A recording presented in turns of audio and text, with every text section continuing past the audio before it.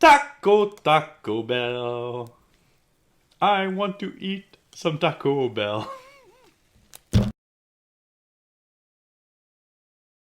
Come on, Vogue. Strike a pose.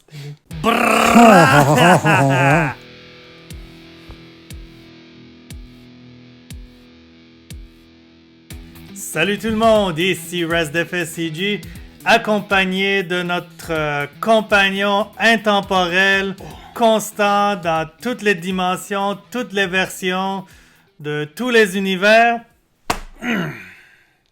Monsieur Stéphane, Bonjour. ça va bien? Ça va très bien, toi? Oui, ça va très bien, merci, mais je suis sûr que dans un autre monde, dans un autre univers, ça va pas bien pantoute. Je suis sûr qu'il y a une version de moi qui a un carb crash en ce moment. Ouais, en ce moment, Dans un autre univers parallèle. exactement. Donc voilà, mais tout ça c'est Come on, Vogue. strike a pose. Tout ça c'est les problèmes d'autres versions de nous-mêmes. Cette version de nous-mêmes, aujourd'hui on va parler des Funko Pop de Rick and Morty, un cartoon super bon, écœurant, 100% recommandé. Je peux pas dire assez de bien de ce show-là. Une chose par contre qu'on va mentionner, c'est que il y a une quantité industrielle de designs différents de Funko Pop basés sur Rick and Morty. Oui.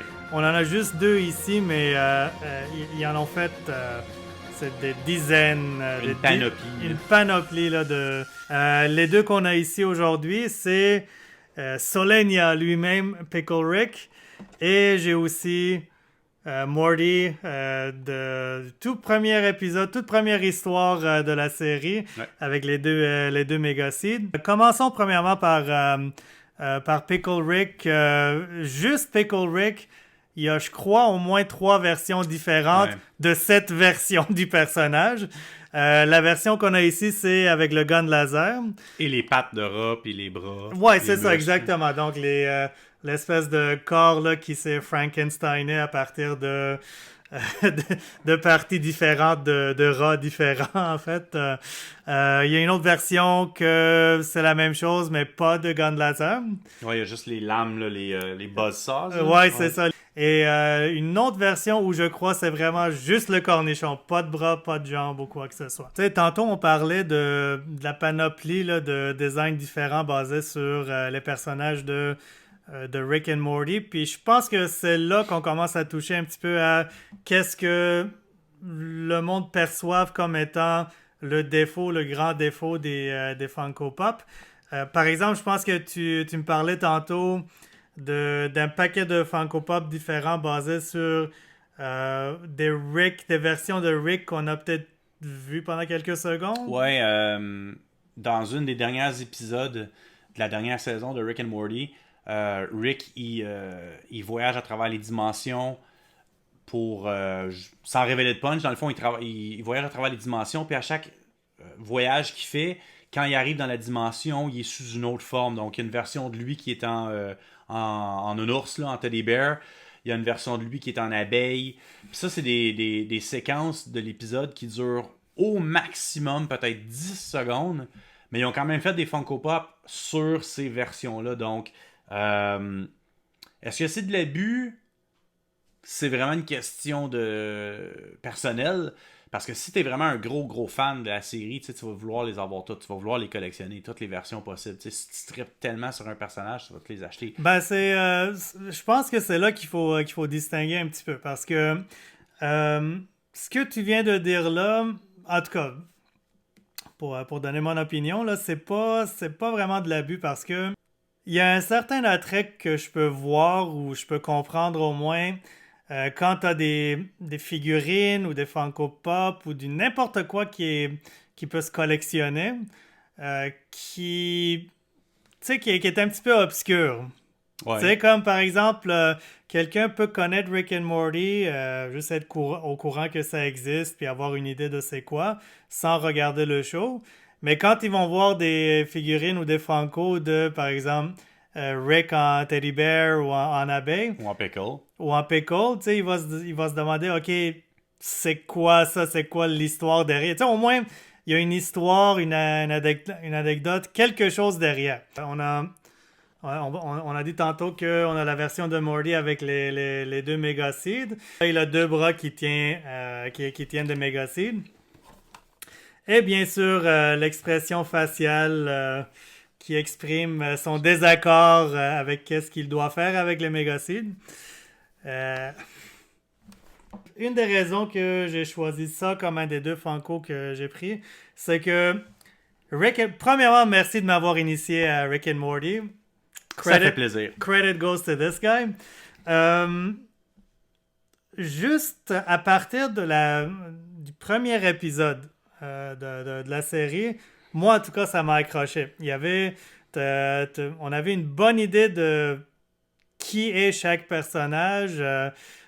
C'est le genre d'aventure, le type d'histoire dans lequel on s'embarque quand on commence à regarder Rick and Morty. J'ai toujours été sucker de tout ce qui est voyage dans le temps ou univers parallèle, ce genre de trucs-là. Fait que ça aussi, ça m'a accroché tout de suite. Et c'est tellement... Je sais pas, Rick and Morty, c'est drôle, oui. Oui, les univers parallèles et tout ça, c'est le fun à voir. Mais je trouve que ça a toujours eu un bon mix de, justement, ces éléments-là et des moments plus, tu sais, character building où on développe le personnage un petit peu plus. J'ai toujours trouvé ça bon. Puis il y a du world building aussi parce que d'un épisode à un autre, souvent on peut se dire, ok, ben, ça n'a pas vraiment de suite, mais en fait, il laisse des petits indices ou des petites mines ici et là à travers les épisodes qui connectent tous les épisodes à une série, à une saison. Donc, c'est bien, comme on dit, cousu ensemble. Toute l'histoire de Rick and Morty. Sans révéler de punch, il y a... Non, je dirais rien. C'est bon. Regardez-le, c'est vraiment très très drôle. Ça se regarde super facilement. C'est un bon moral booster aussi, je trouve. Moral combat! Exact. Ça booste le moral parce que c'est drôle. C'est pas trop cru à la South Park où ça peut être des fois déplacé. Je trouve que c'est sur ça ride bien la limite du vulgaire. Oui, exactement. Ouais, ça Funko Pop-là, juste parce que c'est vraiment une bonne référence au premier épisode là, de la série. Et une bonne indication du rôle que Morty joue en général dans les aventures de Rick. Et l'autre, comme on a mentionné, il y avait trois versions de cette version en particulier de Rick. À ce qu'on sache. Trois versions de Pickle Rick. Mais il fallait que j'en prenne un. Pickle Rick, il est juste trop hot. Solenia, je me souviens, là, j'ai passé vraiment plusieurs minutes là, comme... OK, le pickle tout seul, c'est Pickle Rick dans sa forme pure, avant qu'il se transforme puis qu'il se modifie. Mais bon, finalement, ça avec le laser gun, c'était Pickle Rick à son plus dangereux, on va dire, là, à travers l'histoire. C'est considéré aussi une des histoires les plus connues de l'univers de l'univers de Rick and Morty. Je crois même que ça a été nominé pour pour des trucs là. Pour des trucs, ouais. Des trucs. Ok, c'est bon. Toujours bon si ça gagne des trucs. C'est un autre exemple de Funko Pop qui est comme complètement différent des Funko Pop standards, on va appeler ça. Parce que, tu sais, oui, à travers les Funko Pop, le corps puis les poses et tout ça peuvent changer. Ce qu'on peut dire, c'est que la forme de la tête, typiquement, reste plus ou moins pareille. Plus ou moins, ouais. Les yeux restent plus ou moins pareils. Ça reste des ronds. Mais même les nez changent, là. Tu sais, Ouais. je remarque que, par exemple, le nez d'un Funko Pop à l'autre, il est pas pareil. Mais Pickle Rick, c'est c'est un genre de Funko Pop. Il y en a d'autres, comme d'autres franchises et tout ça. Mais c'est complètement différent. Là. Je pense que la seule chose qui est pareille avec les autres Funko Pop, c'est les yeux, puis that's it. Ouais. Ça, c'est quelque chose qui reste... Parce que c'est un moule de pickle. Ouais. Fait qu'ils peuvent pas le copy-paster, copier-coller avec un autre. Ils peuvent pas dire « Hey, on va prendre le moule de Pickle Rick, puis on va faire Captain Marvel avec. » Ça la rendrait plus intéressant, je trouve, là, parce que, tu sais... C'était pas bon, Captain Marvel. Non, j'ai pas dit ça, je suis pas sexiste, non. Toi, Steph, tu dirais que c'est quoi ton épisode préféré de la série, là? Si Île déserte, tu peux juste amener un VHS avec juste VHS. avec un épisode. Puis on te laisse un VCR aussi, on est gentil, là, mais on te laisse un VCR, une télé, puis...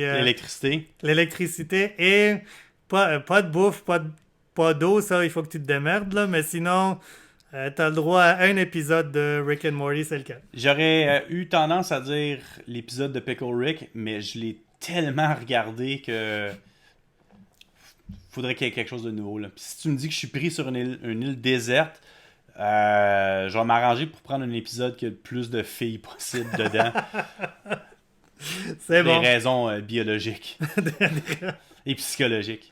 C'est bon, bio, c'est la mode, là, tu sais, au supermarché partout, c'est tout bio. C'est bio. Ouais. Ton prof de bio, il est même pas bio. Voilà, ça conclut l'épisode. Vous, qu'est-ce que vous pensez de Rick and Morty? Est-ce que vous êtes fan du show? Est-ce que vous aimez ça assez pour peut-être commencer à acheter comme des figurines, quelque chose? Donc, laissez-nous savoir ça dans la section de commentaires. Si vous avez aimé la vidéo, faites-nous un like. Et sur ce, on vous dit ciao et à la prochaine!